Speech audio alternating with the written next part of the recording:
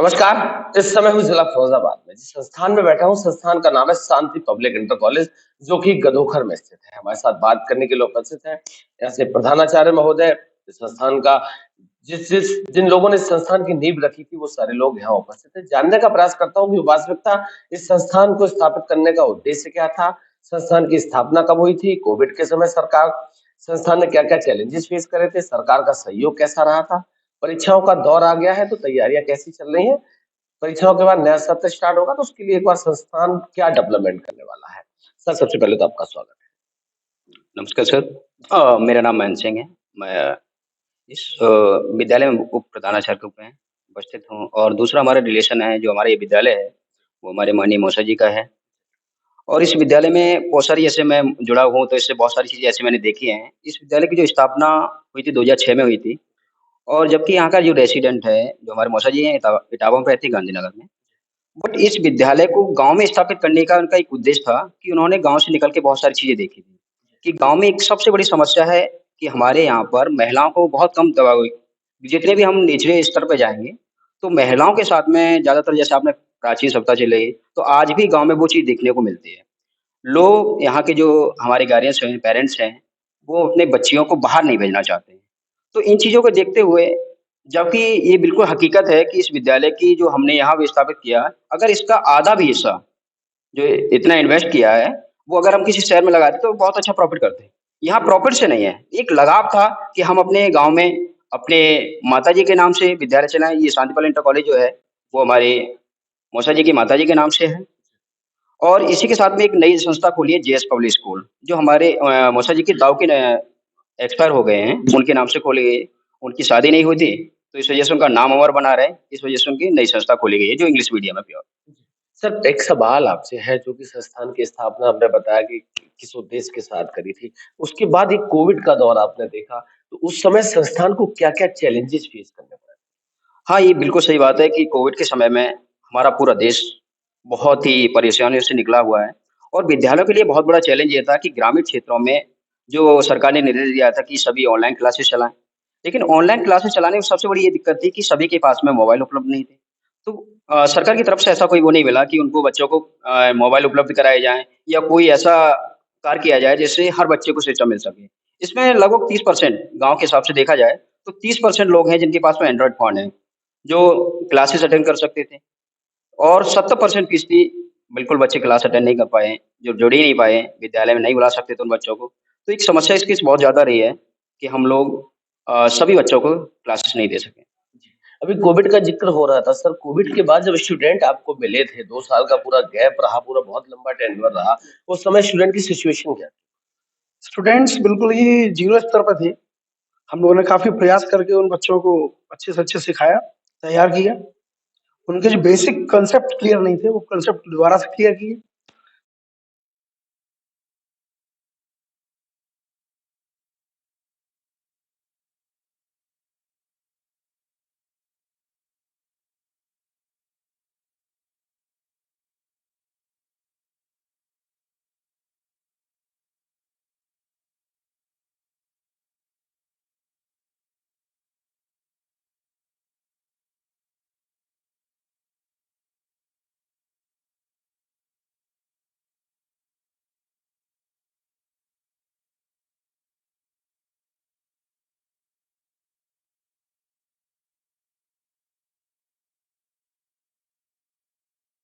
हमने उनको बेसिक जो है लिखना, पढ़ना, उनको अक्षर ज्ञान कराना, ये सारी बातें दोबारा से एक नए सिरे से स्टार्ट की, जिससे उन बच्चों में काफ़ी निखार आया है। अब काफ़ी बच्चे जो है इंग्लिश टॉकिंग करते हैं।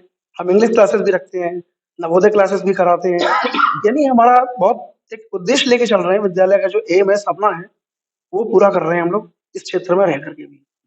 आप इस संस्थान की प्रधानाचार्य हैं, अभी जैसा सर ने ज़िक्र करा था कि ठीक है, बहुत ज़्यादा रूरल एरिया था, देहात का इलाका था, लड़कियों को बहुत ज़्यादा परेशानी होती थी। क्या सहयोग रहता है आपका विशेषकर लड़कियों के लिए शिक्षा को लेकर? उनके लिए उनके लिए छूट दी जाती है, जैसे प्रवेश शुल्क में फीस नहीं ली जाती, उनके लिए विशेषकर छूट दी है उन्हें। और पिछड़ा हुआ इलाका है यहाँ का, तो बहुत से बच्चे बाहर नहीं जा सकती हैं लड़कियाँ, तो उनके प्रति यही है, इसलिए यहाँ स्कूल खोला गया कि यहाँ की सब लड़कियाँ पढ़ सकें आगे के लिए। मानव जीवन में शिक्षा को कितना महत्वपूर्ण मानते मानव जीवन में शिक्षा बिना विकास नहीं है। आजकल शिक्षा बहुत ही महत्वपूर्ण पॉइंट है। शिक्षा के बिना मनुष्य का जीवन पर्यंत शिक्षा में लगा रहना चाहिए। शिक्षा के बिना मनुष्य कुछ नहीं कर सकता, क्योंकि आजकल कहीं पर हम नौकरी करने जाते, कहीं पर जाते, और जगह शिक्षा का प्रयोग होता है। बिना शिक्षा के हम कुछ नहीं कर सकते। बिना शिक्षा के मानव पशु के समान माना गया है। आपने देखा हिंदुस्तान पर धीरे-धीरे वेस्टर्न कल्चर, पश्चिमी सभ्यता हावी हो रही, अपनी संस्कृति, संस्कारों से बच्चे दूर जा रहे हैं। क्या प्रयास कर रहे हैं आप? क्या प्रयास कर रही है संस्था बचाने के लिए?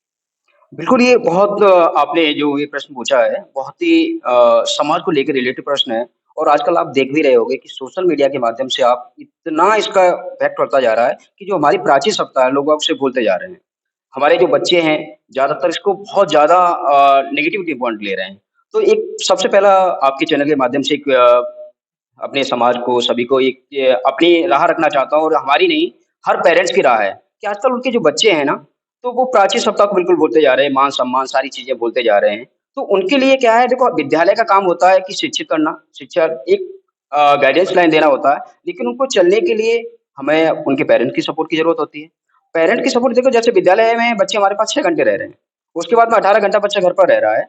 तो एक इसमें सबसे बड़ा इंक्लूड है कि बच्चे को जो भी काम वगैरह दिया जाता है उनको, और अभी आप चली थी मैं उस पे पॉइंट पे आ जाऊँ, उसके बाद अपनी बात रखता हूँ। सभ्यता, बिल्कुल सही बात है कि इसके लिए मेरी समझ ये है कि पुराना इतिहास उठाया जाए।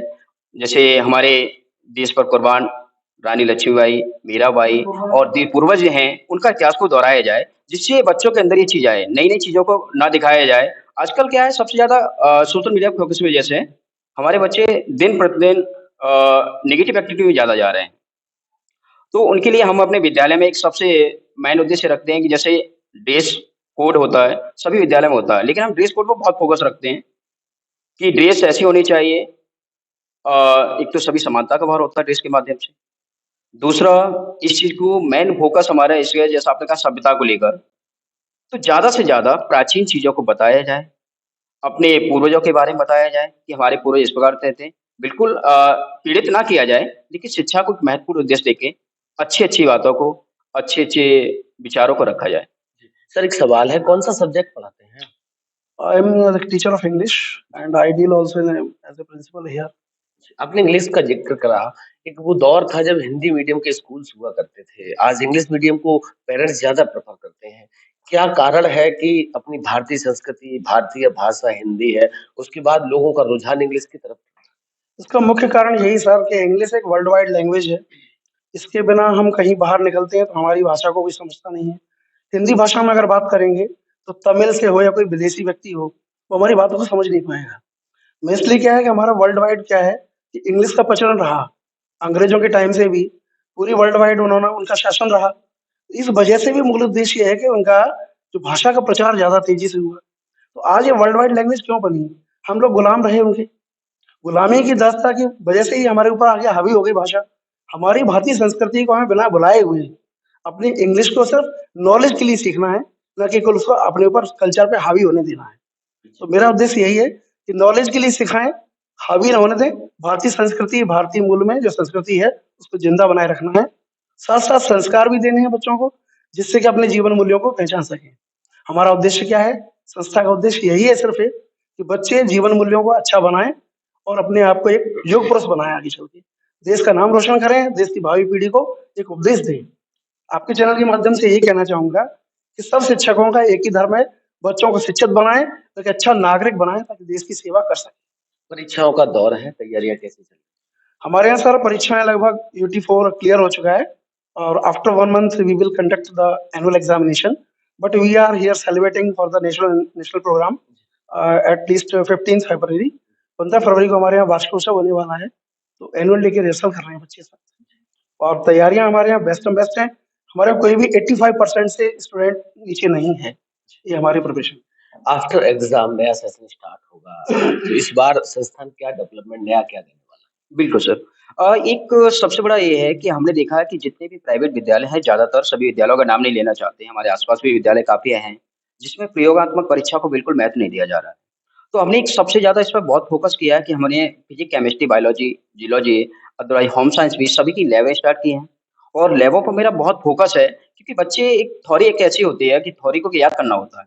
जब किसी चीज़ को हम प्रैक्टिकल रूप से देखते हैं, कहीं शैक्षणिक की जैसे आते हैं, शैक्षण करने जाते हैं, जब हम वास्तविक रूप से उसका दृश्य देखते हैं, तो वो हमें बहुत जल्दी समझ में आ जाता है। इसलिए मेरा मेन फ़ोकस है कि पढ़ाई के साथ-साथ में बच्चों को लैब के बारे में जानकारी दी जाए, लैब चालू किया जाए, तो इस वजह से सबसे मेरा उद्देश्य है कि एक तो लैब का कि चाहे वो फिज़िक्स की हो, चाहे केमिस्ट्री, चाहे बायोलॉजी, चाहे होम साइंस किसी की भी हो, सारी लैबें अब अवेलेबल करा रखी हैं।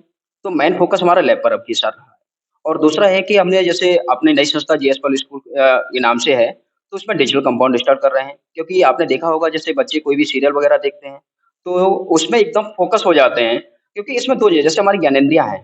अभी जैसे हम केवल बच्चे सुन रहे हैं, तो हमारी केवल ज्ञानेंद्रिय कान काम कर रही हैं। और जब हम देखने के साथ सुनते भी हैं या सुनने के साथ-साथ देखते भी हैं, तो ज्ञानेंद्रियाँ जल्दी फ़ोकस हो जाती हैं। तो इसलिए हम डिजिटल कंपाउंड बनाने की कोशिश कर रहे हैं और वो हमारा अप्रैल से स्टार्ट हो जाएगा सर। जी, मैम आखिरी सवाल आपसे है, जो लड़कियाँ हैं आप उनके पेरेंट्स से क्या कहना चाहती हैं? क्योंकि नया सेशन होगा तो नए लोग आपके साथ जुड़ेंगे, तो लड़कियों की एजुकेशन के लिए क्या कहना यही कहना चाहते हैं उन लड़कियों को पढ़ाया जाए, वो भी कुछ आगे चल के बन सकें, अपने पैरों पर खड़ी हो सकें। सभी से यही कह सकते हैं कि अपनी लड़कियों को अच्छी से अच्छी शिक्षा दिलाएँ। जी, बहुत-बहुत धन्यवाद। जी, आपसे एक क्वेश्चन और है थोड़ा चैनल के माध्यम से बताना चाहते हैं। आजकल सबसे ज़्यादा आपने देखा होगा जैसे हमारी युवा स्टार्ट होती है, युवा अवस्था बोलते हैं, जिसे तूफ़ानी अवस्था भी बोलते हैं, जो 12 से स्टार्ट हो जाती है, वो 12 से लेके 18 तक चलती है। इस अवस्था में एक ही संदेश मैं देना चाहता हूँ आपके चैनल के माध्यम से, ये अवस्था एक ही होती है, सबके साथ में ये दौर आना है, चाहे वो लड़का हो या लड़की हो। तो इसमें मेन भूमिका जो रहती है वो गार्डियंस की रहती है। इसमें जो हमने कुछ प्रैक्टिकल अपने तौर से लेके देखे हैं, कुछ दूसरे लोगों से सीखे हैं, तो इसमें हम एक चीज़ ज़रूर कहना चाहते हैं सर, कि जैसे ही युवा स्टार्ट होती है, देखो सबके साथ में रियलिटी है शरीर का डेवलपमेंट होगा, अंगों का विकास होगा, तो जब ये उस टाइम पर शरीर में उथल-पुथल पैदा होती है, तो उसका एक मुख्य उद्देश्य हम ये चैनल सभी से कहना चाहते हैं कि आपने टीचर स्टाफ हमारा कर ही रहा है, लेकिन ये मेन चीज़ भूमिका होती है गार्डियंस की।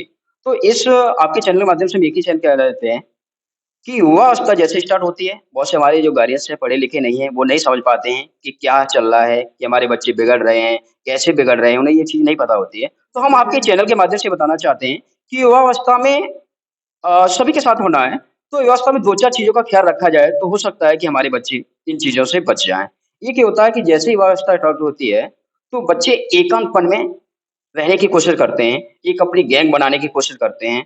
तो आप पेरेंट्स का ये मुख्य भूमिका रहनी चाहिए कि हमारा बच्चा किस दिशा में जा रहा है और उस टाइम पर उसे डाँटे नहीं, मारे नहीं, उसे अपना फ्रेंड के रूप में स्वीकार करें, कि चाहे वो लड़का हो या लड़की हो, हम एक बहुत अगर आप बच्चे को एक फ्रेंड के रूप में रखेंगे, तो क्या होगा वो अपनी जितनी भी भावनाएँ हैं, वो आपसे व्यक्त कर देगा। तो आप पेरेंट्स हैं, समझदार हैं, आपके साथ में ऐसा हुआ है, तो उन चीज़ों को आप कोशिश करें कि उनको उन्हीं की भाषा में समझाएँ और सुधारने की कोशिश करें। युवा अवस्था एक ऐसी अवस्था होती है, जिसमें सारे चाहे बच्चों की चाल-चलन हो, चाहे बच्चों के अंदर एमाल हो, इसी अवस्था में आने हैं। मैं इसका आपकी गारंटी क्या दे सकता हूँ सर, आप 12 से लेके 18 वर्ष तक, यानी 12, 13, 14, 15, 16, 17, 18 ये 6-7 सालें जो होती हैं, इन अवस्था को लिख लीजिए, तो आगे बच्चा आपका कभी नहीं कैसा इसमें थोड़ा हम कुछ अपने प्रैक्टिकल दिए हैं और कुछ हमने म मनोविज्ञान से पढ़ा भी है। तो इसमें एक तो ये है कि आप पहला हमने बताया कि फ्रेंड बना के रखें। दूसरा ये है कि बच्चे के साथ में ज़्यादा टाइम व्यतीत करें। अगर ज़्यादा समय व्यतीत करेंगे तो बच्चा आपकी और आपकी भावनाओं को समझेगा। इससे इन चीज़ों से बच सकता है। बच्चों को प्रॉपर समय देना चाहिए, उनकी मन की बात जानने की कोशिश करनी चाहिए, ताकि बच्चा अपनी हर बात को आपके कह सके। इतना सेपरेटली मत रखिए। एक ही घर में मैं देखता हूँ जहाँ तक कि गार्जियंस अपने-अपने फ़ोन पर लगे रहते हैं, बच्चों पर कोई ध्यान नहीं देते हैं, इसीलिए बच्चे बेमुख हो जाते हैं उनसे और वो अपना दोस्त कहीं भी बनाते हैं। उनको नहीं पता कि कौन दोस्त अच्छा है, कौन खराब है, किसकी नीयत में क्या खोट है, कौन-सा डिसीज़ करेगा। यौवन अवस्था में लड़के-लड़कियाँ दोनों के लिए कहूँगा कि दोनों के ही साथ दोनों के माता-पिता अपने बच्चों के प्रति पूरा ध्यान रखें, फुल अटेंशन दें, पढ़ाई के प्रति उनके गार्जियंस स्कूल में आकर के मिलें, अपनी समस्याओं को प्रिंसिपल के साथ शेयर करें, टीचर्स से शेयर करें, टीचर्स से जो भी सिम्पटम मिल रहे हैं बच्चे के बारे में उनको समझें और तभी एक अच्छा सॉल्यूशन या हल निकाल सकते हैं, समाज में बेहतर और युवा पीढ़ी को तैयार कर सकते हैं। जी, जी। जी, बहुत-बहुत धन्यवाद आप सभी लोगों को बात करने के लिए, समय देने के लिए। हमारी तरफ से आपको आने वाले परीक्षाओं के लिए, आने वाले नए सत्र के लिए विद्यालय परिवार को बहुत-बहुत बधाई, शुभकामनाएँ। धन्यवाद।